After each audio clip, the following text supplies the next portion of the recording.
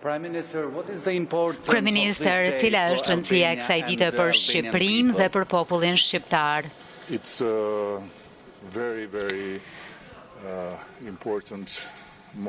Është një moment shumë i rëndësishëm në rrugtimin ton drejt antarësimit. E është një moment për të cilin kemi punuar shumë fort që shprej një kohë të gjatë. Dhe është një moment ku gjysma e punës, nëse duhet ta them kështu, e kapitujve të hapur do të mbyllet dhe pjesa gjysma tjetër e mbylljes do të hapet.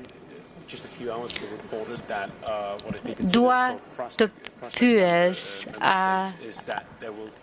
që është thënë që për shtetet e ardhshme anëtare konsiderohet që ata shtetet e reja anëtare të mos kenë një të drejtë për vendosur për çështje të caktuara. Çfarë mendoni për këtë?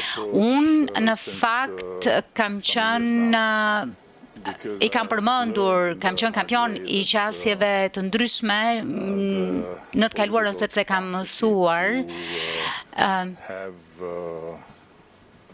se kapaciteti për të vazhduar zgjerimin, siç ka ndodhur më përpara, nuk është aty në kryeqytetet e rëndësishme dhe është shumë e qartë nga ana tjetër që në qoftë se bëhet si duhet, është gjëja e duhur për të bërë. Pra e mbështes, por duhet të diskutohet, duhet konceptuar ashtu siç duhet, sepse nuk ka të bëjë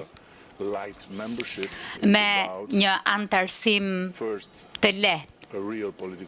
Ka të bëjë së pari me një union real politik dhe së dyti me një rrugtim të antarësimit të plot me të drejta të plota bashkë me reformat e nevojshme të Bashkimit Evropian.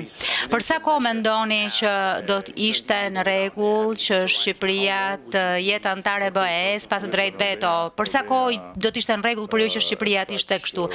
Dëgjoni, Shqipëria është një vend që gjithmonë ka qenë 100% në përputhje me politikën e jashtme të BE-s, kështu që nuk kemi ndjer ndonjë kënaqësi të përfytyrojmë të kemi veto, duke qenë vendi më pro Bashkimit Evropian e më pro Atlantik në Evropë, dhe kur them vendi më pro BE-s, flas për barometrin e BE-s, nuk flas për atë që mendojmë ne jemi fanatik të BE-s, kështu që fanatikët e BE-s nuk mund të bënë veto për vendimet e BE-s. Faleminderit kryeministër.